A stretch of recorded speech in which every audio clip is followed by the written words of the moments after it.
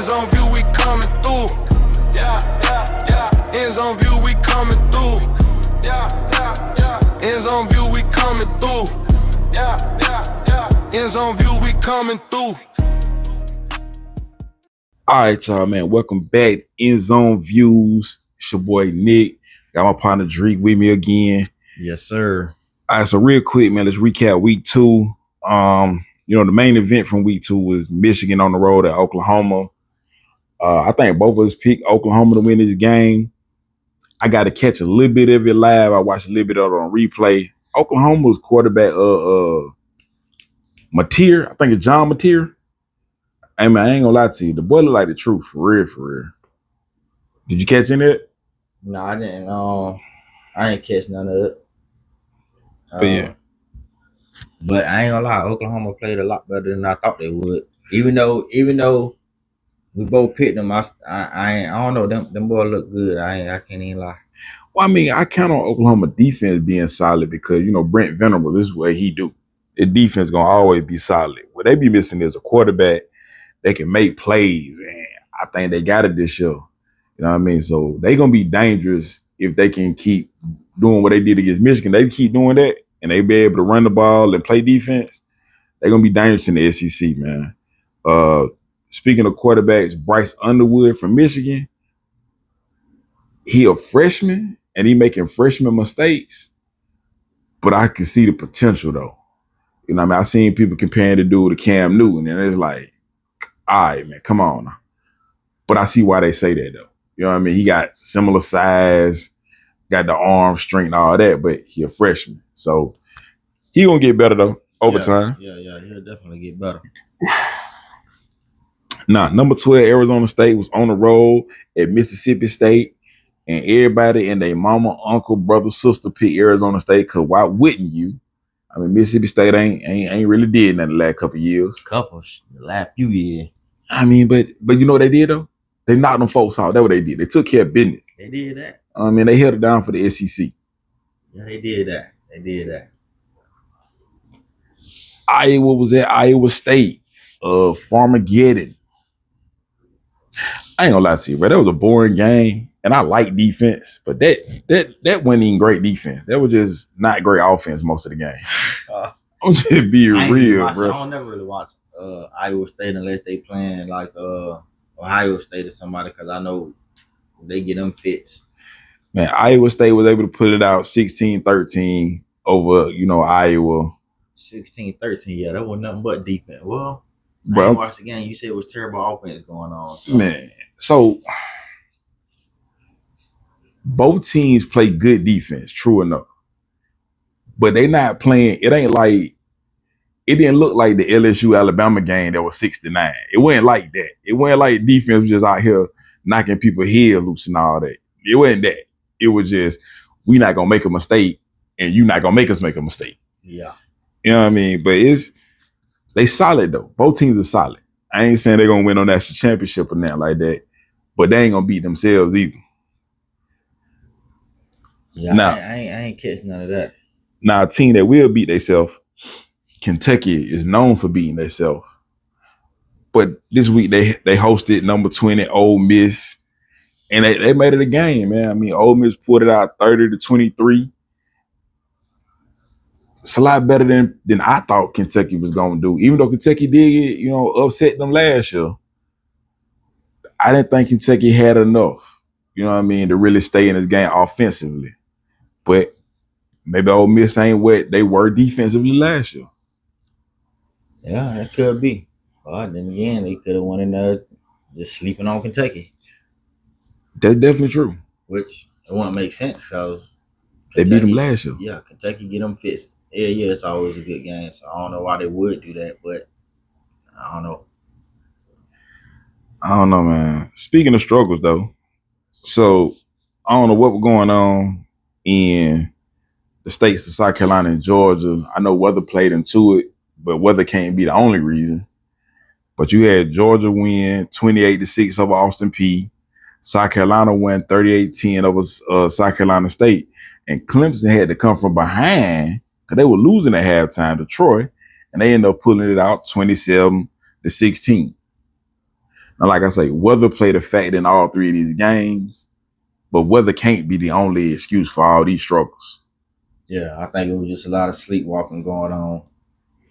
Everybody looking down on their opponents. You know, that definitely played a big part into it, you know, mentality and all that good stuff. But just look sloppy. Look like early season college football. And then, like I say, the weather on top of that didn't make it no better for none of them teams. You said South Carolina who? South Carolina beat South Carolina State 38-10. Clemson beat Troy 27-16. And Georgia beat Austin Peay 28-6. Oh, yeah, I just want to hear that last game again. All the disrespect. Austin Peay probably just better than what y'all thought they would. That's what it would. Nah. A lot of self-inflicted injuries, like 2 fumbles. Really, the only team that was really on upset alert for a while was Clemson, though. Because Troy had them for a minute now. Yeah, Troy leading the halftime. Yeah, Troy had them for a minute. They just couldn't hold on. Now, Georgia was never on upset alert as far as like losing the game. The game was just a lot closer than it should have been, but there was no point in that game where I felt like they was gonna lose or they could lose. No, Austin Peay really couldn't move the ball either. Yeah. You know what I mean? Like, defense travels, dog. So, I mean, good game, bad game, on the road, on the moon. If your defense good, your defense gonna be good 9 times out of 10. Like, unless it's something specific that they can exploit. Play good, in my opinion, though. Who? Austin Peay or Georgia? Defense. Austin Peay never stopped Georgia, though. I think Georgia punted twice the whole day. They held Georgia to 28 points. That's an average of 1 touchdown a quarter.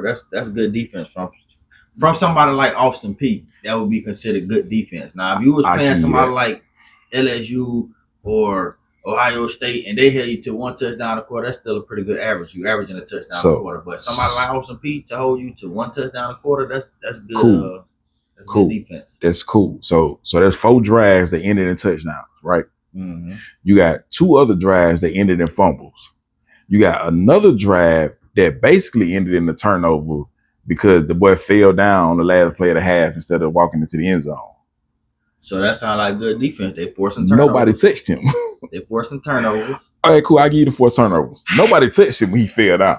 Yeah, I seen that. Nobody touched that man. I seen that play. He tripped up. But again, like I said, that's why I say the weather play a factor in that too, though. That defense, you know what I'm saying? What it was, he heard footsteps and yeah, he didn't want to meet that linebacker that was coming out that middle, right? What linebacker? There was nobody there.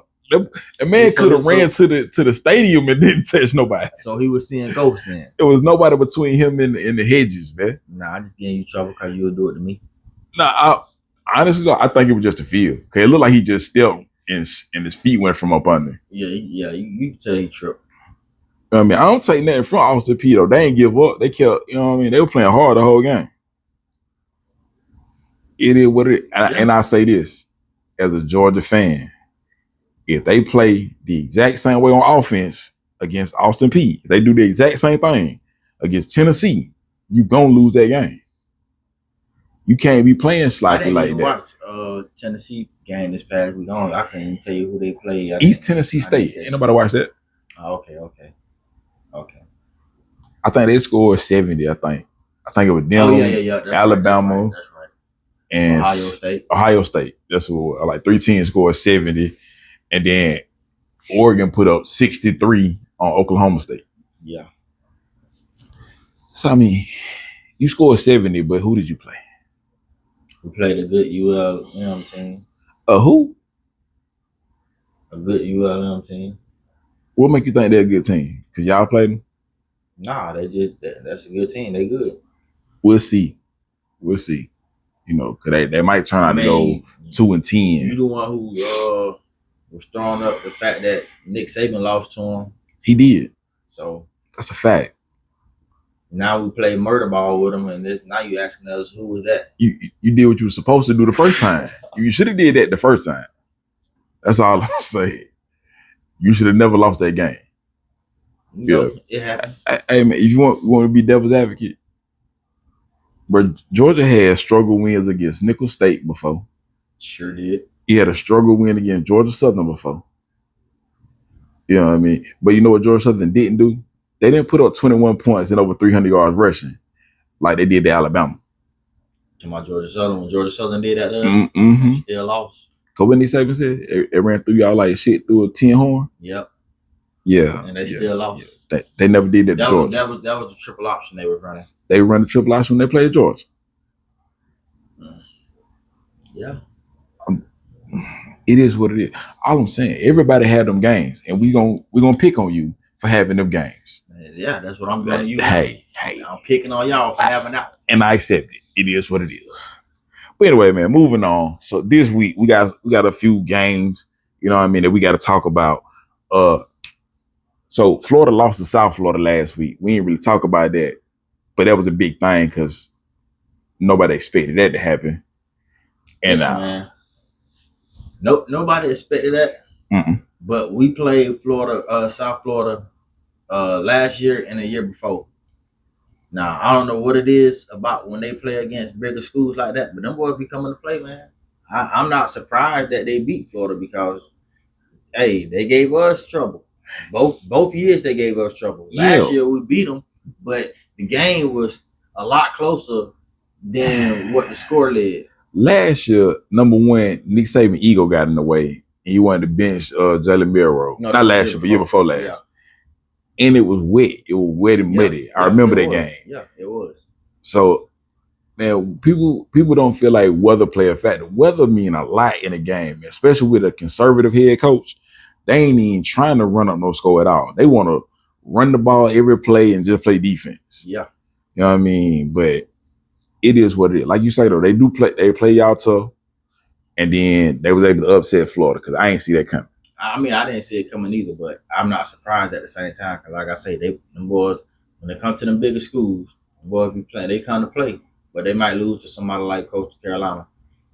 Now, I think part of it is, though, Florida probably were overlooking South Florida because this week, guess what they got? They on the road at LSU. Yeah. You know what I mean? You know, that's one of their biggest rivals. Yeah. They've been playing every year since like 92. So what'll be crazy is if Florida go ahead and beat LSU, which it could happen. Which is very possible. It could happen. I don't see it though. I don't see it either. I don't see it. I'm taking LSU, man. That would be a great bounce back win for them. True. Number 16 A&M is on the road at number 8 Notre Dame. Now, if you remember last year, Notre Dame got upset by A&M at the same point in the season, you know, then went on to win the rest of their games and make the playoff and all that good stuff. Mm-hmm. So they're going to be looking for revenge against A&M this year. I hadn't really watched, to be honest, I hadn't watched the Texas A&M game since we stopped playing them a couple years ago. No lie, bro. I hadn't watched an Texas A&M game. But I did watch Notre Dame this year when they played Miami. So it'll probably be a good game. They defense still look pretty good, even though they came up short. Their defense still look pretty solid, man. Their quarterback, they just got to get their quarterback and get the plan a little better. They'll pretty much look like the same Notre Dame from last year. And so A&M is pretty much the same type of team. I ain't gonna say the same team, but like they got a defensive minded head coach and Mike Elko, so their defense gonna be solid regardless. And their quarterback Marcel Reed, this is his first year as like the real starter. Yeah, he started some game last year, but the offense wasn't built around him. This year, this offseason, they bring in a different offensive coordinator. They put the offense together around him. He's more, dynamic, more mobile. Yeah. So from what I've seen from them the first 2 weeks, they still, trying to find their footing offensively, but the defense is still solid. So I think it's going to be a low-scoring game because both teams play good defense. Yeah. I got to take the home team simply because they're the home team, but it can go either way. I wouldn't be surprised if A&M pull it out. You saying pull it out as if it would be like an upset if they was to win? It would. I ain't gonna say it'd be, a major upset. I don't think they know 10-point underdog or nothing, but Notre Dame got to be favored. They at home. They ranked number 8. You know, it's a top 10 team. Even though they did lose to Miami week 1, you know, A&M ain't Miami, man. Yeah. So Vanderbilt on the road, number 11 South Carolina. And surprisingly, they already have a common opponent this early in the season. Because South Carolina played Virginia Tech week 1. Vanderbilt played them in week 2. You know, both teams had good games with Vandy. Both teams were able to pull away from them, you know, as they should have.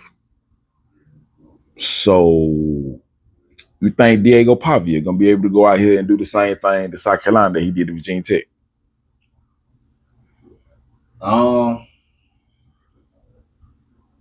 I ain't gonna say he's gonna be able to do it. I'm gonna say this. It's gonna depend on how much pressure South Carolina can generate on him, because when I was watching the highlights of Vandy and Virginia Tech, the first half of the game where Virginia Tech was getting a lot of pressure on him, they was able to force him into some bad throws, which led to turnovers. They was able to get him uncomfortable in that pocket, where when he did throw the ball, he wasn't as accurate with it. And again, that was because of the pressure that they was able to get on him. Now, the second half of that game, where they was able to pick up the pressure, and he was able to be Diego Pavia, he shined. So if South Carolina can get pressure on him and keep him uncomfortable throughout the game, then I think they got a great chance of winning that game. Now Vanderbilt defense is decent. It's not great, but it's decent. You know what I'm saying? But I will say Lenore Sellers can have a good game. From what I seen with their defense with Virginia Tech quarterback, because he broke off several runs of 10, 15, 20 yards, got a rushing touchdown. So I don't know. I mean, yeah, that's gonna be a problem. You can't start quarterback run and you playing somebody that's Cam Newton like, because I ain't saying he Cam Newton, but yeah, he definitely a Cam Newton like type player. Yeah, they was definitely in the first half. Now the second half they was able to do a little better on defense, but the first half, yeah, that man was he was running all over Vanderbilt defense. And see what made Lenore Sellers so dangerous is he might be more dangerous when he just stay in the pocket and throw the ball. Cause that boy got an arm, and he got a receiver that's Megatron size out here on the outside that's faster than everybody on the football field. You know what I mean? I don't understand why they just don't throw him the ball more, but he a threat. So he gonna require your safety to stay deep, and you're gonna have a corner on him no matter what happened, which allows everybody else to have a lot of one-on-one matchups. So you playing zone. He can find them holes in the zone if you give him time. Yeah. I mean, he is a good quarterback. Yeah, you can't pick you apart if you let him stand back there and give him time. Yeah, he can pick you apart. Yeah, man. So I'm taking South Carolina, man. I think Vandy gonna bulk. I think Carolina gonna pull away from him in the second half. So I think it's gonna be a good game, man. I don't know. I'm a lean Carolina too, but I wouldn't be surprised if Vandy pulled the upset. And the reason I was call it an upset is because it's Vanderbilt still. Yeah, I mean Vanderbilt unranked, Carolina ranked number 11. So you know, it is what it is. Wisconsin on the road, number 19, Alabama Crimson Tide. This should be right up y'all alley. I mean, Wisconsin ain't out here with, you know, super speed. Wisconsin want to be bigger than you. They want to get you in the phone booth and hit you with a 3-piece combo. Yeah. That should be right up y'all alley, especially y'all defense, because, you know, y'all not edge players no more. You know, y'all ain't got that speed no more. We don't got that speed on the edge no more. I don't like that. So if y'all got a team that's going to run the ball at y'all, you know, this should work in your favor, right? Not really. Not really. I'd rather them try to stand back there and throw it around, because I like our DBs, our safeties. I'm not saying that's the same DBs that we had when we had that little no-fly zone defense, but I got more faith in stopping the pass, a passing attack, than I do in the running, because I run I'm not saying we just get killed. You know what I'm saying? With running when them running the ball, but it's plays there that they can gash us, which is only gonna set up the passing. So yeah, I rather face a passing attack than a rushing attack. We play a team with a rushing attack, we got a long day ahead of us. I'll be honest. I don't know what they expect from Wisconsin because I don't know what they expect from Alabama. At one point in time, Wisconsin tried to transition to the air raid offense, and obviously that wasn't going to work because you at Wisconsin. What made you think that was going to work? And then it looked like they were trying to go back to more of a power running situation. So I don't know what they expect from their offense. You know what I mean? I'm going to pick Alabama to win. Y'all at home. Y'all back against the wall. You can't afford to take this L, especially with playing Georgia next. Which was my next point. So I'm going to take Alabama because I feel like y'all going to play desperate because y'all have to. Yeah, I feel like this for one, it is a must-win game, but I also feel like this is another prove it game.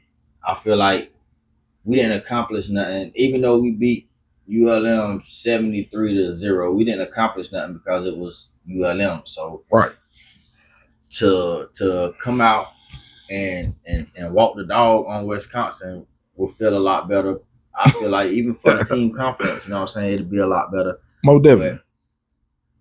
But this a higher level competition, so I'm actually wanting to see more this game. But I do, of course, I feel like we're gonna win. It's Wisconsin. I feel you. Number 2, Clemson on the road, Georgia Tech.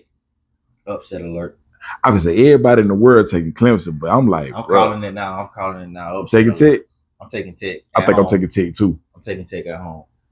I mean, Clemson can win. Like, don't get me wrong. They can win. They should win. They should win. They got the better team. But don't sleep on Tech.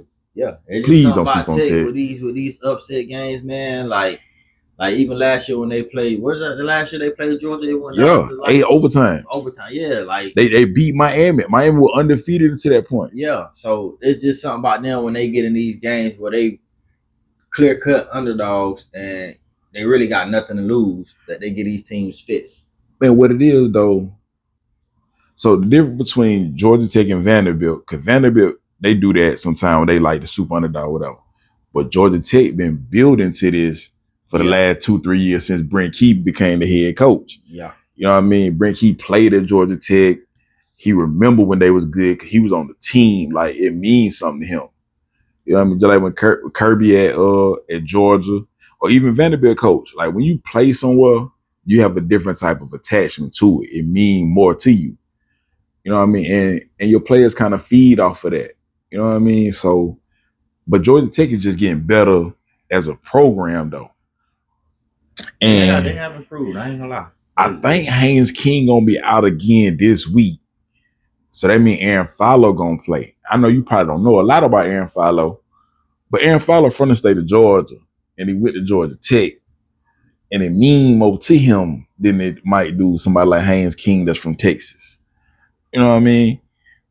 And I know a lot of people sleep on, it don't matter where you from and all that. And to a certain extent, but bro, when you grow up in a place and you grow up rooting for a team and you get a chance to play for that team, it mean more, man. That's why Gunnar Stockton was willing to go down that football field against Texas. Yeah, he liked to do that too. The boy was asleep before he hit the ground, but I'm just saying, it mean more to him though. You know what I mean? It means something to him. So I feel like this. Number one, Haynes King and Aaron Follow both good quarterbacks. I think Aaron Follow is an NFL quarterback, but it ain't his turn yet. But if he get to start against Clemson, that's going to be a problem.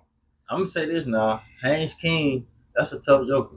He is. He run a lot. He take a lot of hits, but he keep bouncing back up and he keep playing through it. He tough. So the difference between them two, though, to me, is Haynes King is the better runner, but Aaron Follow is the better passer. Yeah, see, I never seen him play, so it's like it ain't that he's not gonna run, because he can run, but he ain't Haynes King running. Yeah. You know what I mean? And Haynes King is a decent passer, but he ain't Aaron Follow standing in that pocket being surgical with him passing. See, so Haynes King sound like a more willing runner, which I know he's a willing runner. Absolutely. He don't mind taking off. You know what I'm saying? So, absolutely. And he's much better at it. Yeah, he's pretty good now. Much better at it. crazy because you would think a lot of teams would be trying to tune in on stopping him, you know what I'm saying, from running the ball. But hey, that joke would take off. But see, that's the beauty of their offense. And be successful with it. The beauty of their offense, you don't know if he gonna run or not. Like, you know he gonna run, but you don't know when he gonna run. Yeah. You know what I mean? It ain't super predictable unless you really study them. You know what I mean? Like, third down, if you see empty backfield, it's quarterback draw. I'm telling you, it's quarterback draw. I can believe it. If it's third and short, they finna run quarterback power. Okay, they're not handing the ball to the running back. The running back gonna be the lead blocker. Yeah. They treat. We'll see if Clemson got an answer for it. You know who he run like? For real, the way they use him is kind of how Florida used to use Tim Tebow. Yeah. Except he's way faster than Tim Tebow. Yeah, but Tebow was bigger though. Not much. Not much. Tebow was probably 240. I bet Haynes King every bit of 235. You think so? I don't know. Big, but I don't know that for a fact. Now, I didn't look that up, but I'm almost willing to put money he at least 230. He could be. Yeah, he not small. He about 6'3", 6'4", 230. Yeah, that sounds about right. You know what I mean? Again, he ain't Cam, you know, because everybody want to be compared to Cam. But Cam 6'6", 250. You know what I mean? Cam is like LeBron James. Like, you could be close, but it ain't mean it like that. Yeah, that's a fact. Like, the closest to Cam Newton for real, as far as size, is probably Justin Herbert and Josh Allen. And ain't neither one of them moving like him. Nah, they definitely ain't moving like him. Which is kind of frustrating. Allen, he can take off. Yeah, but Josh Allen's slow. Justin Herbert can run and just don't. He's unwilling. I never understood it. Even in college, he was like run at the very last resort. Wait, so you want to think Jalen Hurts was closer to Cam than? Not size wise, no. I'm talking about size, not play style. Oh, size. Okay. Yeah, I'm talking about purely size. Jalen Hurts ain't but like 6'1". Yeah. Play style though, take off and run with it, absolutely. But he ain't got the size. Okay. Anyway, moving on. Newly ranked South Florida, number 18, on the road at number 5, Miami. I think Miami gonna win because South Florida got their attention now. Even though they beat Florida, who hadn't been that great, you know, they still trying to get there. But it's just the fact that you rank now and you coming to us, you just upset Florida. So now we know we can't sleep on you. And it's an in-state game. Yeah. You can't be losing to nobody in the state of Florida, man. All Florida rivals. Like, it is what it ain't, though. Yeah. You know what I mean? It is what it ain't. It's like a Georgia versus Georgia Tech. Georgia versus Georgia Southern.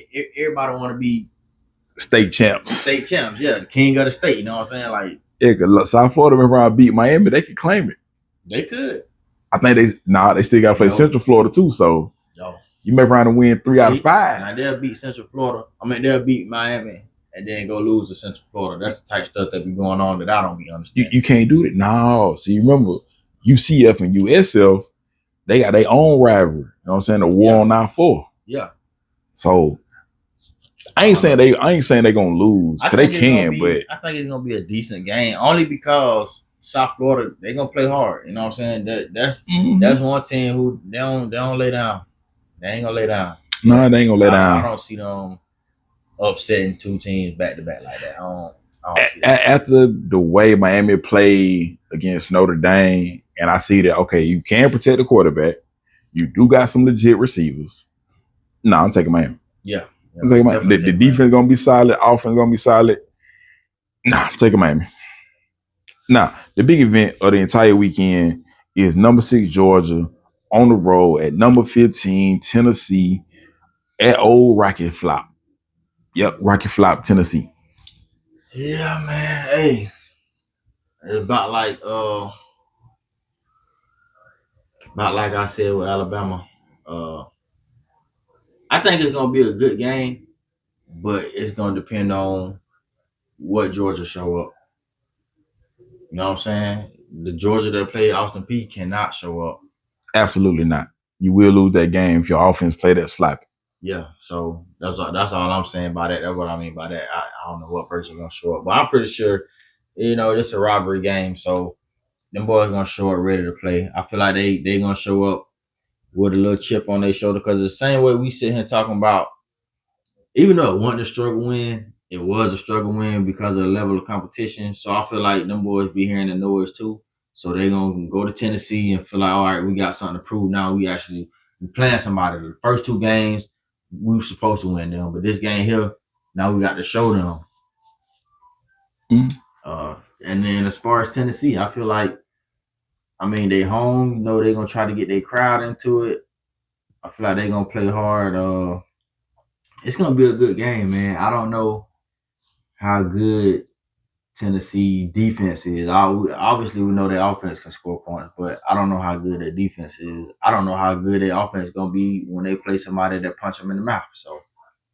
So I feel like this. It's a lot of questions for both teams that's gonna get answered Saturday because Tennessee was dominant against Syracuse and East Tennessee State, but it's Syracuse and East Tennessee, so right. Same thing for Georgia. Like they did what they were supposed to do the first two games, even though the offense kind of had some struggles against Austin Peay.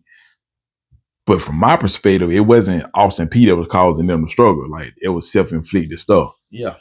So, but like you say, if both teams got a lot to prove, both teams got a lot of questions that's gonna get answered Saturday. As a Georgia fan, all I need is for Gunnar Stockton to believe that he's right when he's right. And when I say that, I mean watching them play and watching, people break down the film studies and all that. And I'm talking about, I don't watch Brooks Austin. I don't watch Aaron Murray. It's another guy, Carter something. I don't watch like 4 different people break this stuff down. And you can see, he see the receivers open, especially down the field. He can see it. And then for whatever reason, he hesitant. Yeah. And you can't do that. You know what I mean? So if he can play confident like he did against Notre Dame, like he did against Texas, and just believe in himself, it's going to be a problem for every team that they play. Because a team like Tennessee, they want to play man-to-man coverage, even though they're going to be down 2 starting corners. They want to play man coverage, and they want to bring a lot of pressure. They want to shut down the run game. If you do that, you're going to have to take advantage of the one-on-one matchup that you got on the outside. So if he can play confident and on time and just sling the ball, we're going to blow Tennessee out. Because Tennessee predicated on running the ball, and for whatever reason, Josh Heupel's teams have never been able to run the ball on Georgia, even though Georgia come out there and play them with a 5-man box or a 6-man box and have everybody in coverage. They still can't run the ball. So how you think Gunnar gonna respond if Tennessee defense smacking them around a little bit? To be honest with you, I actually hope they do, especially early. So you want to see so you can see what he gonna do. I feel like he that type of player. Like, it's some people they need to get hit for them to get going. Yeah. You know what I mean? Like, and from what I've seen from him, I feel like he that type of person. Like he got a little. So he done got hit before, so he ain't scared of contact. Yeah, he ain't scared of contact at all. I feel like he thrive on it. When you got somebody who ain't scared of contact, then they tend to play well against a team that is getting to them. You know what I'm saying? That's what showed up with Ty Simpson against Florida State. He wasn't used to no contact like that because for the most part he was playing against some little small schools and getting mop-up duty when we had Jalen Milroe. So when he got to Florida State and them boys went to teeing off on him a little bit, you can see him getting shaky back there. He got a little shaky back there. He was playing way. That wasn't the Ty Simpson that we've known him to be. You know what I'm saying? That was like, hey, it shook his confidence. What's going on with him? But yeah, that was because he wasn't used to getting hit around. Mm-hmm. So, but like I say, Gunnar, he done been hit a few times before. So he done took a nap on the field, got up, got him some water, and walked it off and was trying to come back in. You feel me? Like, so he one of them. He not scared of that contact. So as long as he playing confident though, I feel like y'all probably going to come back out with that win. I think that's the biggest thing as far not even just Saturday, just going forward, is he got to believe what he's seeing and trust himself enough to let it go. If you see it, bro, go on, let it go. You know what I mean? And I seen it against Austin P. I seen it a little bit against Marshall. Even though we didn't throw the ball a lot against Marshall, it's a couple plays where it's like, I might can get it in the, you know what? Nah, I'm gonna just take the check down. Yeah. Or I think I can make this throw. You know what? I'm gonna just take it and run and get these 5 yards. And it's like, I get it, but you can't be so afraid of making a mistake that you never take any chances. Yeah, you definitely don't want to get the well, you don't want to take no chances because I mean it's a game, you know what I'm saying? You're gonna make good plays, you're gonna make some bad plays, but you just gotta keep it pushing. Exactly. You know what I'm saying? You gotta find that middle ground and be like, okay, I ain't gonna take every risk, but all risk ain't bad either. You know what I mean? Right. Like if I got a 6'6" receiver out here and he 1-on-1, I'm gonna throw the ball. I'm sorry. I'm throwing it. I don't care. I don't care. Coach, if you're mad about it, I'm sorry. Nah, them coaches really don't be tripping on the quarterback, man. That's their babies. But have you met Kirby Smart? Because the only one I seen him baby was Carson Beck, and Carson Beck did a lot for y'all. Y'all ungrateful. I'm not ungrateful at all to Carson Beck. What I'm saying is, if you cut Stetson Bennett out for something you did wrong, how you ain't getting on Carson when he messing up? I mean, that's all I'm saying. Maybe his expectations were higher for Stetson. I just think different. Stetson got y'all two rings. I just think it's different temperaments though. Like everybody can't take that. You know what I mean? Like for example, like when I was a player, I could get cussed out and take what you're saying and then turn around and produce. Whereas somebody that was playing next to me probably couldn't. You know what I mean? Like I would get fussed at for something somebody else was doing because you're not talking to me. You're talking to me, but you're talking to me to get the message to them. Yeah. Type thing. Oh, I got one more little nugget. Let's get it. I'm gonna throw y'all a nugget out of here. This is a stat line real quick. Even though we play ULM, my boy Ty Simpson, man, the man was 17 of 17, two or three touchdowns. Yeah. That's So he threw 17 passes in a game. Yeah, I mean all three of our quarterbacks played. I mean it's a great, you know, but I'm just saying just the stat line being 17 to 17, that ain't yeah, that's rare. Easy to do. I want to say Grayson Lambert had the record. I don't know if he still got it now. But I want to say he went like 20 of 20 or something like that. That's the Alabama record. 17 to 17. That's the Alabama record, which is surprising when you think about Bryce Young, Heisman winning, Mac Jones, Tua. You know what I'm saying? For him to come I'm not surprised and go 17 to 17. No, because all the other dudes that you just named, they gonna put the ball at risk sometime. They're not taking the check down every play. I ain't even saying Ty Simpson did that. What I'm saying is when you have, you know, the more high level type quarterbacks, they gonna take them chances. Yeah. And they might take one early. That ain't even all on him. That's on the receivers too. You know yeah. I mean, they got to catch the balls for him to have the completion. It's everything playing to it for sure. For everybody to be catching what he's throwing out there to him, that's a beautiful thing. Yeah, like I said, Grayson Lambert got the record at Georgia, and if I ask you to name 10 quarterbacks from Georgia, you probably never get to Grayson Lambert. But it is what it is, though. That's all I got for this week. Anything else you want to mention to the people? No, man, that's all I got for this week, man. Get out there and watch some football Saturday, man. Roll Tide per usual. I know we finna knock the fight out of Wisconsin. It'll probably be over by halftime. How I'm feeling. I mean, it sounds good. You know, Tennessee probably be up 21-7 at halftime. I mean, that sounds good. It's capped though, but it sounds good. But anyway, man, we're going to wrap it up for this week. See y'all good people next week, man. Y'all be easy. Appreciate y'all rocking with us. And go Dogs. Roll Tide, man. Roll Tide. Y'all ready? Clap pad. Snapbacks. Endzone Views. Big hits. Big dreams. Can't lose.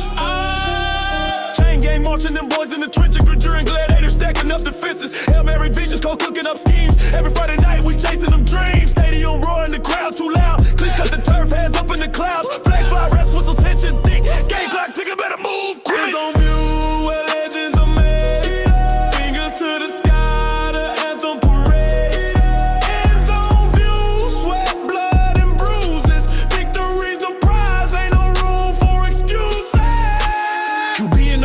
his veins in his stare. Cornerbacks lurking, but he don't care. Downfield missile spirals like a dart. Receiver snacks glory, that's pure heart. Tailgate smoke, ribs on the grill. Southern boys cooking up their wheels.